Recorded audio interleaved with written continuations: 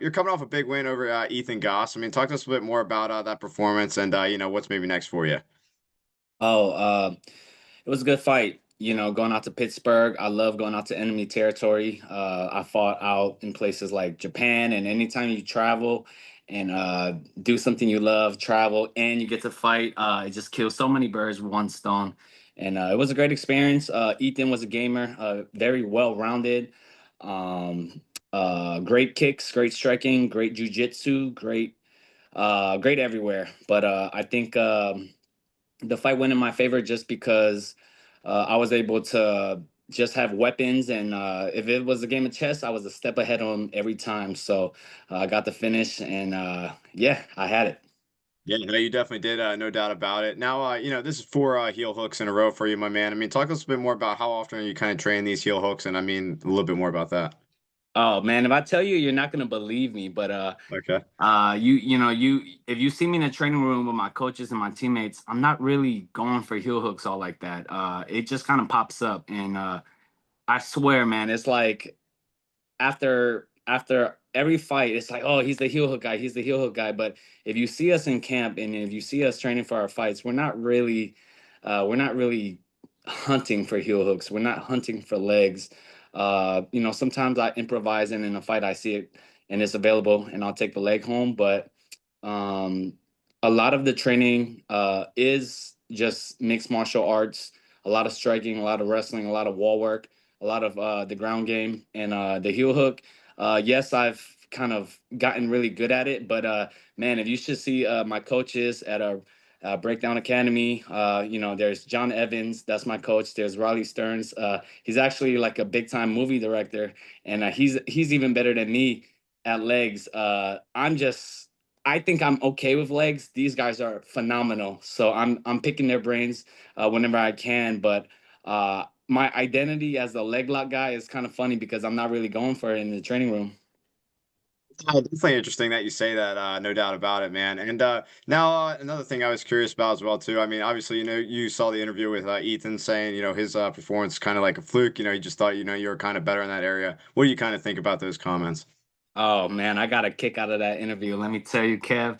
I'm happy for Ethan. He just got signed to the big show, and that's great for him. But that's just all false, man. To call that win a fluke.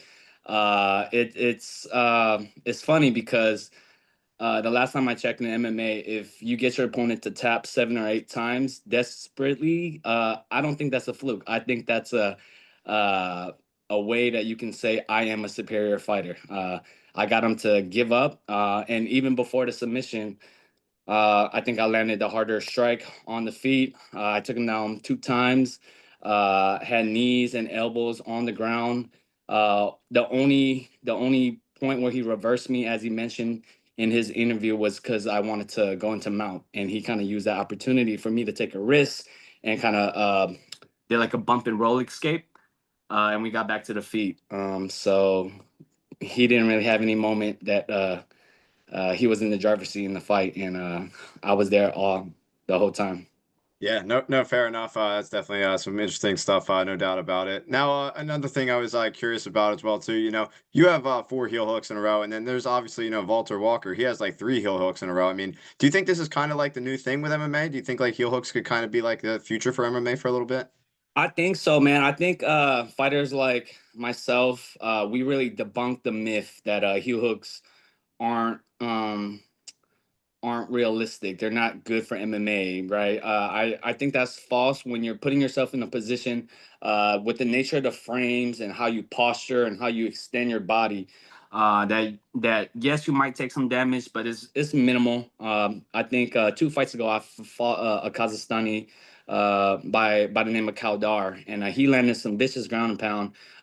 And even though I was eating shots, that were definitely threatening, I was still able to put myself in a good position to finish a really nasty heel hook. So I think the evolution of mixed martial arts is a beautiful evolution. And then once people kind of incorporate heel hooks, just like they do with wall work or regular jujitsu or fundamental jujitsu, if you will, and then boxing and the Muay Thai, I think it's going to be an integral part of all of fighting, because if somebody takes your leg home, you're not walking for 6 months. That's a very serious submission. So you have to respect it. And if you train it in a way where you're being mindful of the strikes that could be rained down on you. Even when I'm training jujitsu and I find myself in a leg lock position, I'll make sure that my opponent couldn't even hit me, even if he tried to. So that's just the mindset I have, right? Even training jujitsu, kind of an analogy for that. If somebody's rolling with me, I'm not putting myself in a position where he could punch me in the face if he wanted to. Even when I'm wrestling, right? I'm in a good posture that would transfer over well to MMA. Even when I'm striking, I'm standing in a stance where if this guy tried to take me down at the drop of a hat, I'd be able to sprawl myself out of it. And same thing for leg locks. If I'm going for a heel hook, just the way you can kind of position your knees and frame, I think you can really protect yourself from the ground and pound and potential dangers of strikes. So I think heel hooks, leg locks in general, can be trained in a very efficient way that transfers over not just for the ground game, but for overall mixed martial arts too. I definitely think it's interesting insight for sure because I'm definitely one of those guys that when I would watch like guys that go for it in like the third round, I would always like kind of hate on it because I wouldn't think it would be realistic. Now, with you being someone that's had it happen so many times now, I mean, when you see guys in like the UFC or maybe even other organizations that are going for it, I mean, what do you think they're maybe doing wrong or that they could improve to get that finish?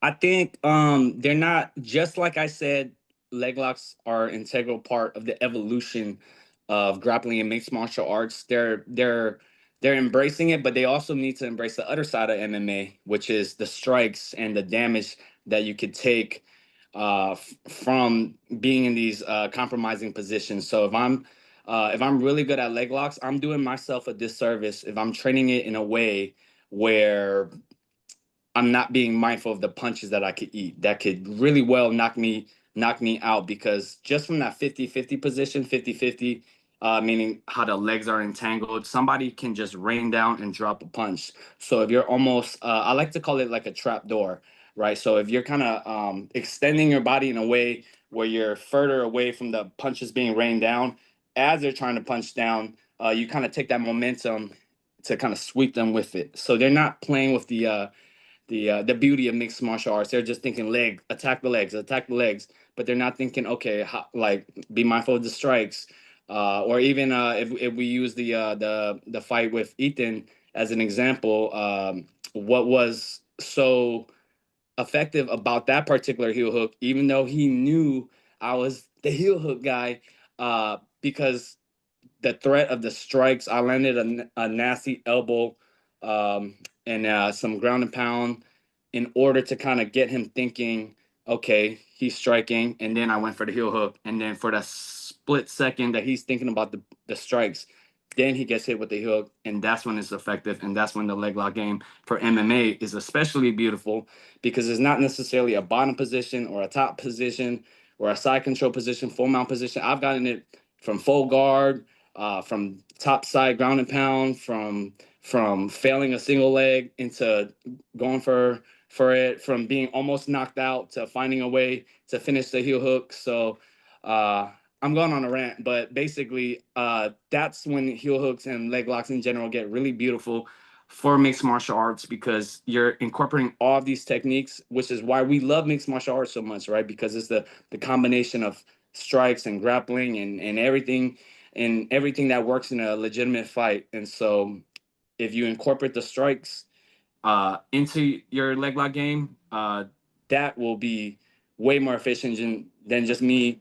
And I hate to use fighters that I respect a lot as an example, because maybe they just had a really bad moment, kind of hunting for legs. But if I'm kind of just spamming Imanari rolls, hoping that I'm just kind of beating somebody with kind of like a ace in the hole, is not the best approach to finishing heel hooks. I still got to be a well-rounded fighter and have threats with the takedowns, threats with the strikes, threats with the ground and pound, and threats with control that open up the heel hook. And then that's how it doesn't become a fluke. It becomes hey, when I want the leg, I can take it.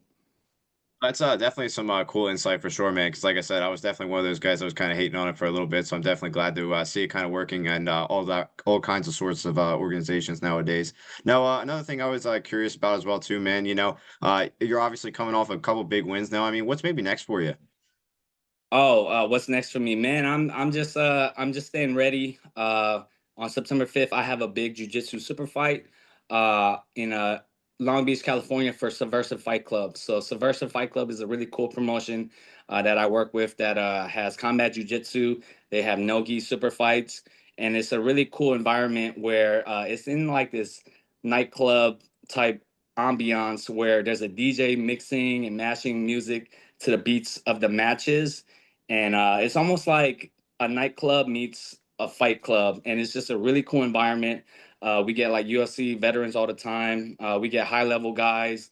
Off the top of my head, guys like Kit Dale, former UFC veterans such as oh God, um,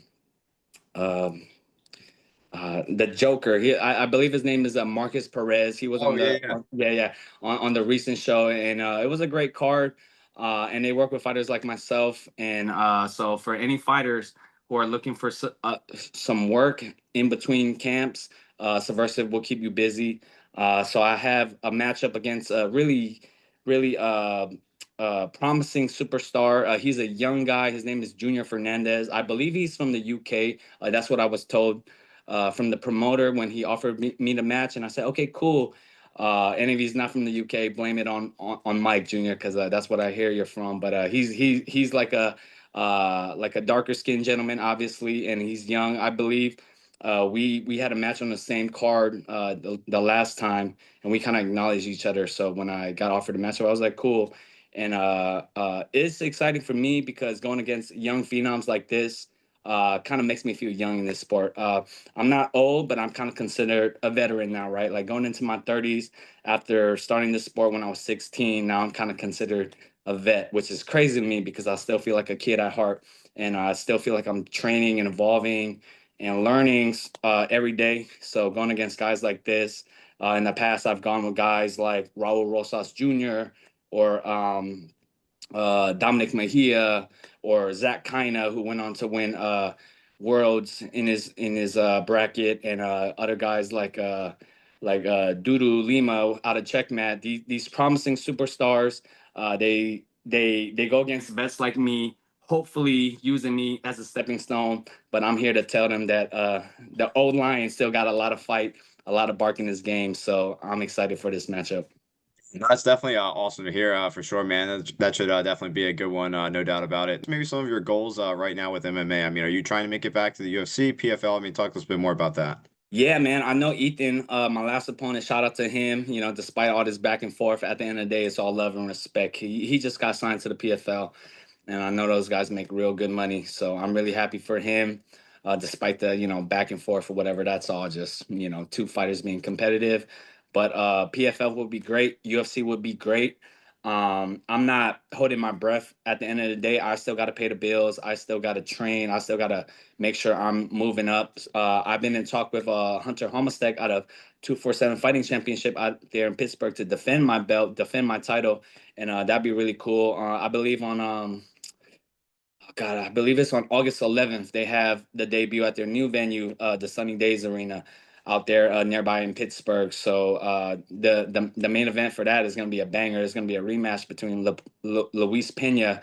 He was known as Violent Bob Ross in the UFC against Kama, the Death Star Wordy, right? And that's going to be a crazy main event at the new venue, right? It's almost like their equivalent of the UFC Apex, and I believe they're fighting kickboxing, which is really cool because Wordy won the first fight via submission. So just for them to kind of run it back, and this time they had no choice but to stand and bang. That's gonna be exciting.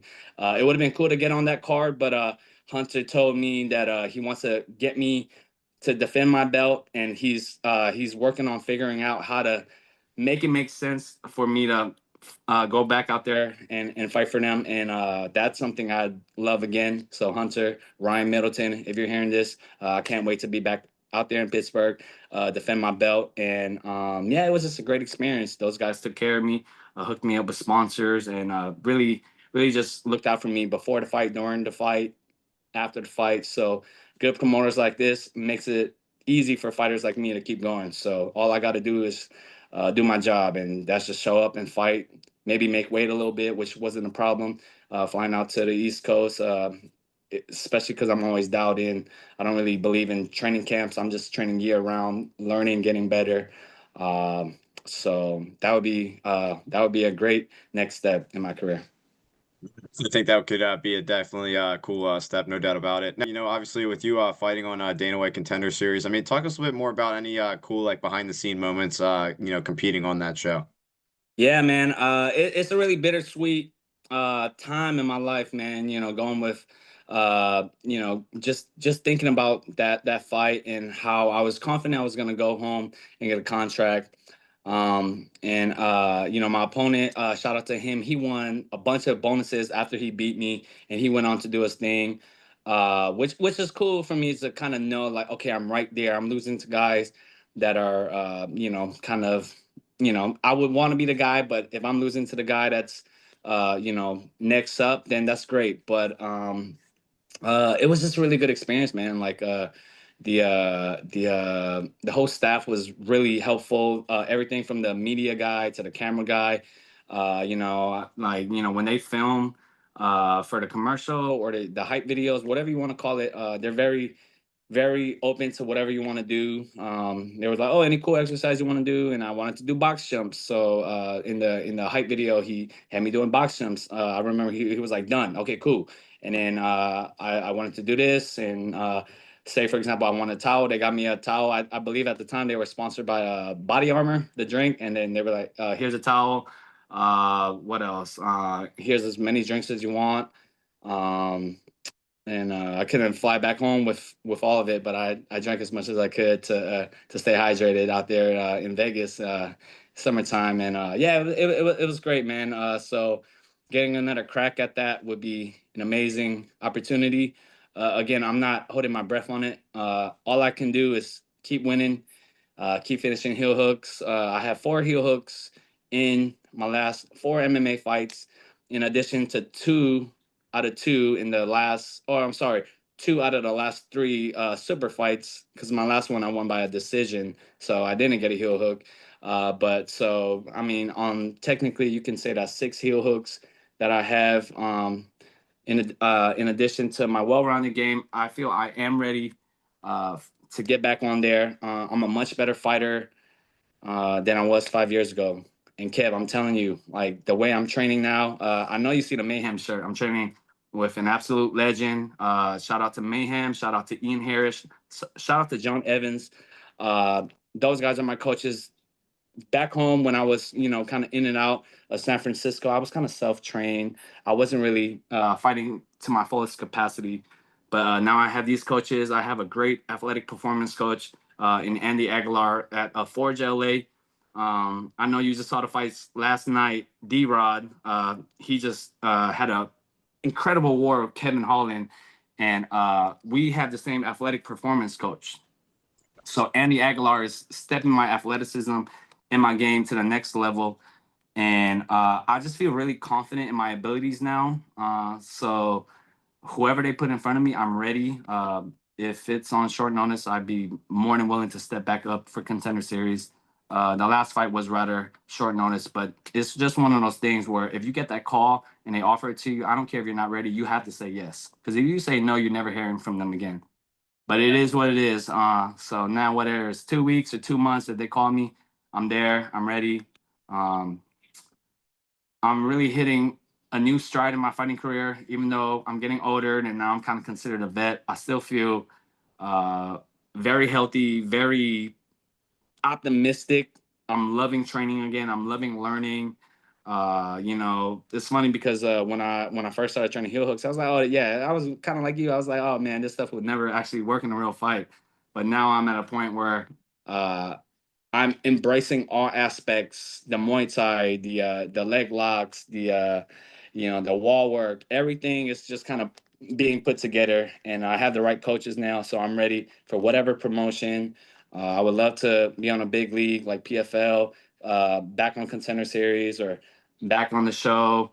But for now, I'm gonna just stay ready. No doubt about it, man. That's definitely a good mindset to have, for sure. I definitely think the UFC or PFL, that would be a good addition to maybe bring you on, for sure. Obviously, like you mentioned, you're wearing your Mayhem shirt. He's one of your coaches. I mean, what's maybe some of the coolest things he's maybe showed you in the gym, or maybe some good advice he maybe gave you? Oh man, dude. Uh, so many things, man. Just hearing stories from him. I mean, I'm gonna say the story until I retire. But the day I met Mayhem, I told him if I could have half the career, or I'm sorry, if I could have half the success he's had in his career, I'd be a happy fighter. And just for him to kind of look out for me and push me, and just kind of believe in me, it's amazing. For example, him coming out to Pittsburgh was just an amazing time because it's like he's like my coach, but he's like a big bro type figure. He's like a veteran OG himself, so he knows the fight game. So I guess it's storytelling time because it's like when you're cutting weight and you're not really yourself, you're just out of it, and it just felt so good to have a coach like him, Beater in my corner.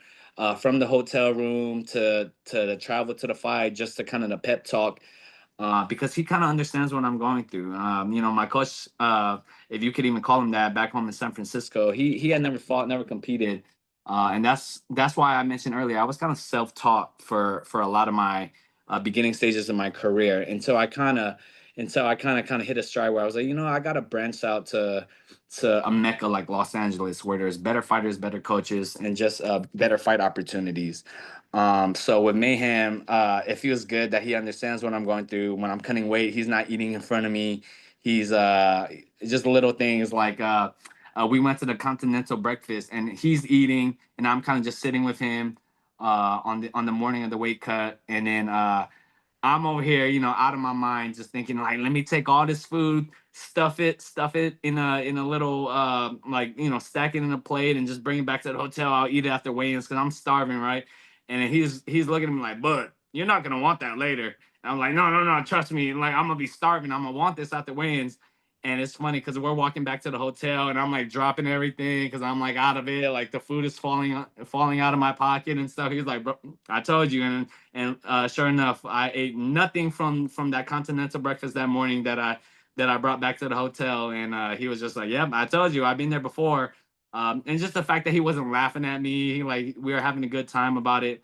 And one thing that was an ultimate compliment, and it might be a testament to kind of the work I put in leading up to that weight cut, to that fight camp or what have you. But uh, let's just say the weight cut went really smooth, and Mayhem just gave me a compliment that meant a lot to me because he said something along the lines of, "Yeah, I've never seen anybody handle a weight cut as easily as you did and as professionally as you did. And man, this guy has worked with some of the best fighters in the world. He's fought six UFC Hall of Famers. He's fought even more legends that aren't on that list. But him just saying like, yeah, like you have the mental fortitude to cut weight and to still go out there and perform in enemy territory. That was impressive, and that was like, huh? I didn't really think that was impressive. I'm just doing my job and I'm just doing what I'm supposed to do. And as a fighter, I'm all about discipline. And once he told me that, it was just reminding me like, as much as I'm having fun in this sport, moments like that remind me like I am a fighter through and through, and at heart, like this is what I love. So I was like, damn, my coach is Mayhem, and he just told me like he's never seen anybody handle a weight cut as well and professionally as I did. So that was cool. Definitely a super cool story, no doubt about it. And Mayhem's definitely the man. He's definitely one of my favorite fighters and a guy that kind of put me on to MMA. In another interview you did, you were wearing a WWE SmackDown shirt, man. I mean, talk us a bit more about some of your favorite wrestling memories and maybe some of your favorite wrestlers. It's funny, man. Like, I was a huge fan of John Cena when he made that Ruthless Aggression rookie debut back in Okay. 2002. Okay. And I hate to sound like a hipster, but I watched John Cena before he was this mega star. And from basic economics to obviously when he won the belt, and it's crazy, like just the nature of fans in our mind. I couldn't help but kind of start hating on him once he won the championship, which is crazy because I supported him and was a fan as a kid when he was like kind of like this rookie, this up and comer. So that kind of taught me, even at a young age, like I couldn't help it, even though I was a fan. But that's kind of when the internet was starting to come out, and you hear these negative reactions or these negative criticisms about him as the guy with the five moves of doom. That's all he has, and then he added the sixth one when he added the STF or whatnot. And I was just like, okay, first they love you, then they hate you, and then they love you again. Because now, earlier this year, I went to WrestleMania out there in Vegas, and I saw him win number 17, and that was pretty cool. Just kind of being a fan. And the funny thing is, Kev, I went to that event, WrestleMania. I went on the week of the Pittsburgh fight. So a couple days before I flew out to Pittsburgh, I was over there in Vegas, having a good time watching John Cena win. I was watching Roman Reigns, CM Punk, Seth Rollins. Like it was just an amazing time. So yeah, you could say I'm somewhat of a wrestling fan. It's definitely awesome to hear, man. It's definitely some cool stories, and that's definitely awesome you got to go to WrestleMania, man. Because I'm from Philadelphia, and they actually just had WrestleMania, right around in Philadelphia. Mm-hmm. Mm-hmm. Yeah, man. Yeah. Was it WrestleMania? Was it like 40 y'all? They were out there. Yeah, I Yeah, think yeah, so. yeah, yeah, yeah, yeah. Yeah, that's Yeah, when Cody completed the story, right? So yeah, yeah, and like yeah, Undertaker just came out and everything like that. Yep. yeah, yeah, amazing, amazing. Yeah, Yeah, that's no, awesome. no, that was definitely a good WrestleMania, and so was the one you went to. No, Brady, man, it's been awesome talking to you, man. I appreciate you coming on and talking to me a lot. Just maybe your final message out there to the fans watching this video. Oh, final message, man. I want to tell everybody who's training in mixed martial arts to keep going. It's one of those sports that will knock you down before you actually have the success that you're looking for. I know we all watch UFC fights. We watch all the big shows, but the local shows is really the heart and soul of the sport. When you go to local shows and you see the hunger, you see the drive. A lot of times to fighters like myself, I get more excited watching local shows because these guys are hungry. They're up and comers. Kind of the reason why a lot of people say the fights on a contender series might be a little more entertaining than say a UFC card, just because those guys are hungry. They want it.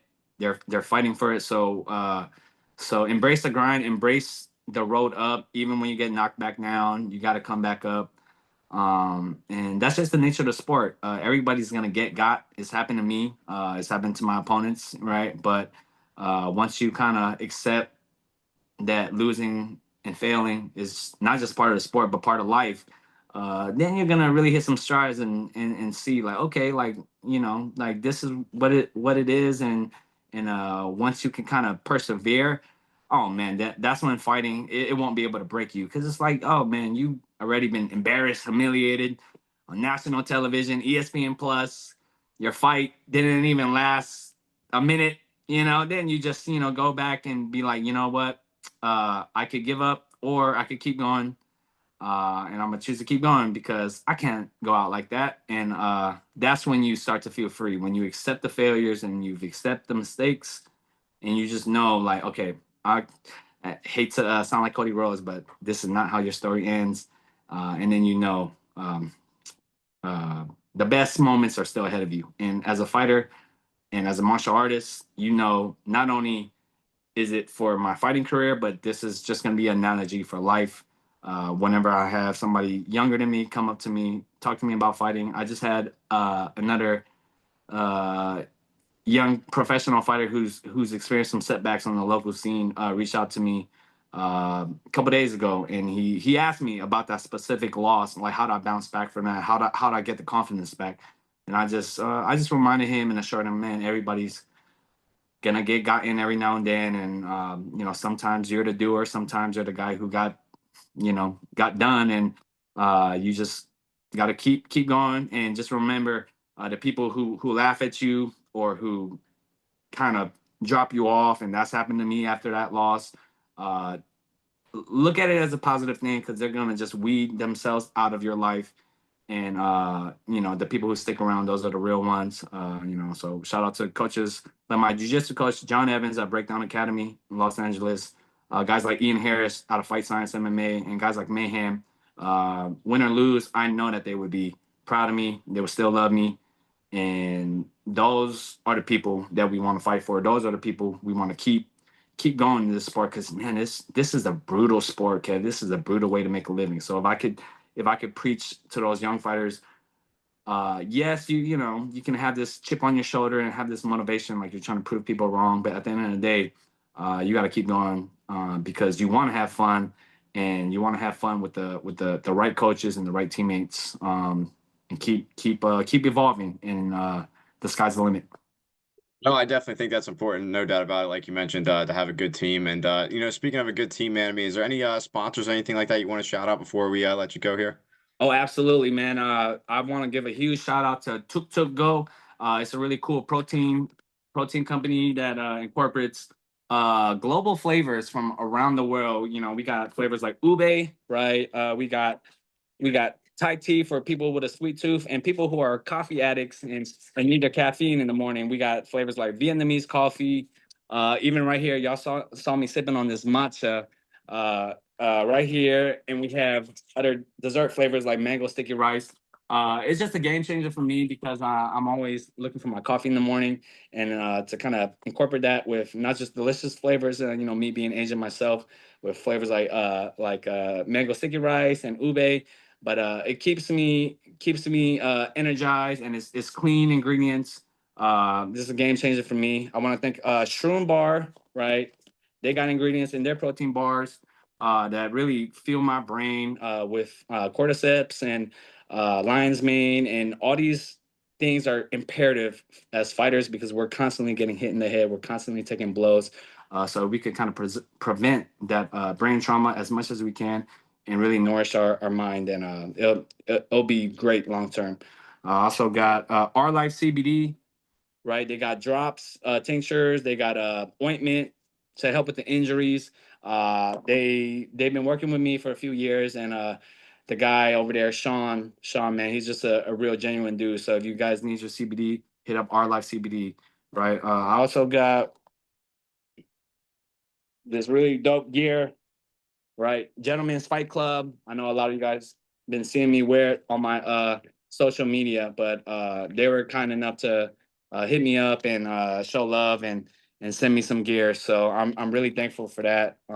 I've been wearing it all weekend, and I just had to take it off just to shout out my coach Mayhem. So shout out to them, and also got a hard work electrolytes, right? So this is cool, right? Because they also give me pre-workout and these hydration sticks that are great, just to kind of keep me feeling good. When my blood sugar is low and I need a quick boost, they got me. So shout out to Mina. I've known him for years, and still looking out for me, even though he's doing big things on the other side of the country. And last but not least, I also have Zombie Sport Co. Right, this is great for fighters, just because we're constantly having open wounds, having cuts and scrapes. So this is really good. It has ingredients like tea tree oil and just a lot of ways for me to not get infected. So this product helps a lot, and I'm really thankful for them. And yeah, shout out to you, Kev, for being a great host. This was fun talking to you, and man, I've been digging your work. I've watched some of your other videos, and what actually uh, caught my eye from you is because my coach Mayhem interviewed with you. So I was like, okay, cool. That was cool. So it was a great conversation, and I was looking forward to today. That's definitely awesome. I'm glad you brought that up. Yeah, Mayhem's the man. I was going to say, make sure you say hello to him for me, because it was definitely awesome talking to him. And kind of like I mentioned earlier, I mean, I was watching Bully Beatdown with my dad growing up as a kid. And then to kind of like, like 10, 20 years later, I'm talking to him now in an interview. It was kind of mind boggling. So definitely some awesome stuff. And Yeah, right back at you, Brady. It's been awesome talking to you. And sponsors are pretty cool, like the Shroom Bar and stuff. I've actually seen that on Instagram a little bit. So cool, you're sponsored by them. And yeah. looking forward to what's next, my man. Yeah, man. Oh, yeah. Y'all be on the lookout. I'm gonna keep fighting, keep training. I'm gonna stay active. In addition, also gonna drop another bomb here. But in addition to that super fight, I got that's on September 5th.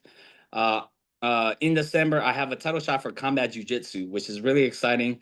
I've never competed in combat jujitsu, but they offered me the title shot against a really high level grappler by the name of Mike John over there at Salversa Fight Club. I believe he's like the coach at a 10th Planet. Temple and Orange. So he's somebody that is really reputable on the local scene out here in Southern California. So I'm gonna get to grapple and hit some strikes, open palm strikes, right, and get that title shot for combat jiu-jitsu. So that's pretty exciting too. That's definitely pretty exciting. I'm definitely glad you dropped that one, and I'll definitely be looking forward to that one in December, my man. And I appreciate you taking the time, my man. And like I said, I'm looking forward to what you got coming up. Okay, appreciate you, Kev. Fight fans, thank you all for listening. Thank you all for tuning in, and catch me real soon. I'm only getting better. So whatever you've been seeing from me in the past, just know that's just gonna be a fraction of what you see when I bring to the table my next fight.